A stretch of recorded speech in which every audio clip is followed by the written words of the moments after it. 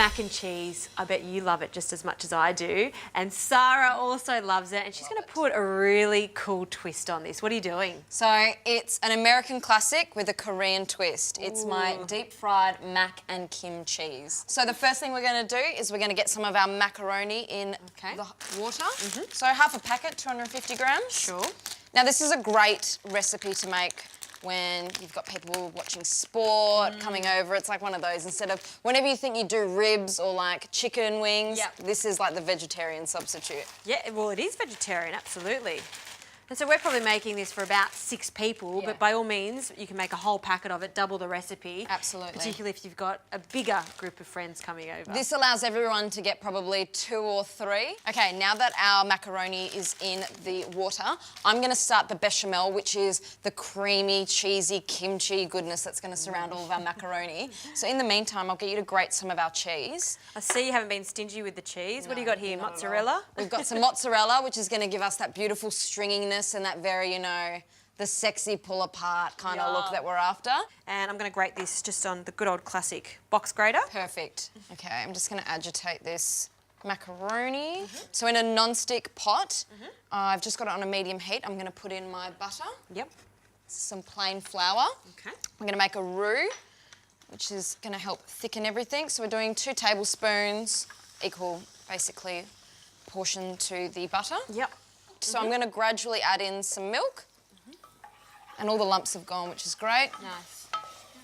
You can see it starts to thicken up almost immediately. And at this stage, I'll probably swap my wooden spoon for a whisk. Just so we don't get any of those lumps. That's it. All right, Sarah, well, I've got a lot of cheese to still grate, and that bechamel is starting to look good, so why don't we finish these off and take it to the next stage? Yes.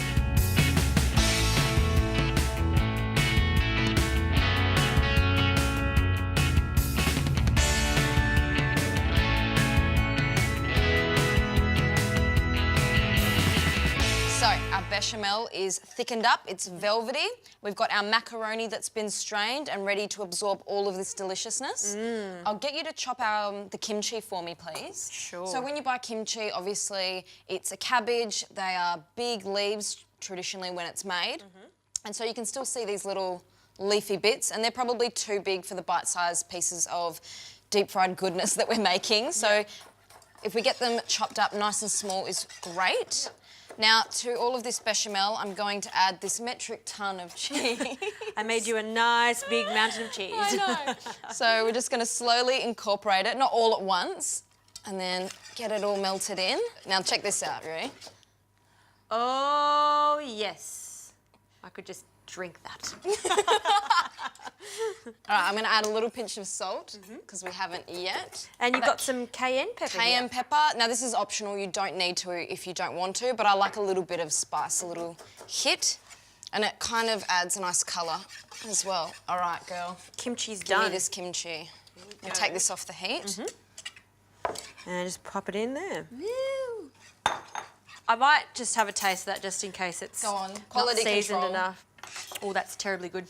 So good. Ugly delicious is what it is. Delicious. Okay, Yummo. straight in. All right, I'll get you to mix that for me, please. Okay, it's just folding through. So I've got myself a tray here lined with grease-proof paper, and we're going to put our macaroni cheese in this because we're going to put it in the fridge, let it set, which will mean it'll firm up, and we can cut it into little bite-sized pieces, which we'll then deep fry. Nice. And we're just going to get this level. I'll give that to you. You can lick the bowl if you want. Okay, good. So, Jazz, we just need a little bit of cling film on the top, just so it doesn't form a crust in the fridge. And we just keep it in the fridge for, well, basically until it's firmed up and it's nice and solid all the way through. Okay, done. Yummo. Happy days.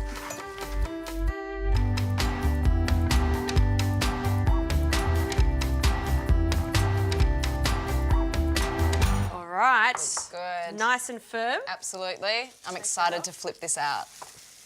You do the honours. So I usually just tip it over or just loosen it from the sides. That's the whole reason we had the baking paper. And as you can see, nice and firm all the way through. So these are bite-sized pieces. So I'm going to start by doing that. Why don't we just deep fry that whole thing? Imagine what that would be like. We could do that. That would be so naughty.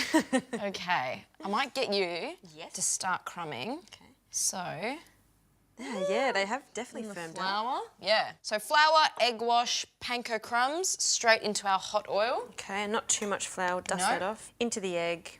Drain. Again, not too much egg because we don't want it to be eggy. Absolutely. And then into the panko crumb. And how hot's that oil, Sarah? We've got it about 180. So, you ready? Let's do it. Ooh, magic. First one's in. All right, Sarah, let's finish crumbing these. We'll make a few more because I can't wait to taste these delicious morsels of mac and cheese. Me too.